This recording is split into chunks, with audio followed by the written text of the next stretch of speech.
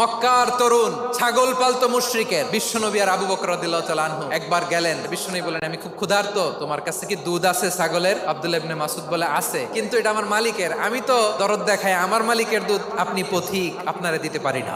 বিশ্বনবী এইটা শুনেই তারা টার্গেট করে ফেলছে। বিশ্বনবী বলেন, আচ্ছা ঠিক আছে, দুধ দিও না, কিন্তু এমন ছাগি আছে কিনা যেই ছাগির সাথে কোনো ছাগলের মিলন হয় নাই, তার ওলানে দুধও আসে নাই, বাচ্চাও নাই, এরকম ছাগির থেকে যদি আমি দুধ খাই তাহলে তো সমস্যা নাই। বলতেছে, এরকম ছাগির থেকে দুধ খেলে সমস্যা নাই, কারণ এরকম ছাগি ওলান থেকে দুধ আসবেও না। বলতেছে, ঠিক আছে, এরকম একটা ছাগি নিয়ে আসা হলো। বিশ্বনবী বিসমিল্লাহ বলে ওই ছাগির ওলানে হাত দিলেন। হাত দিতে দেরি, পুরো ওলানটা দুধে ভরে যেতে দেরি হয় না।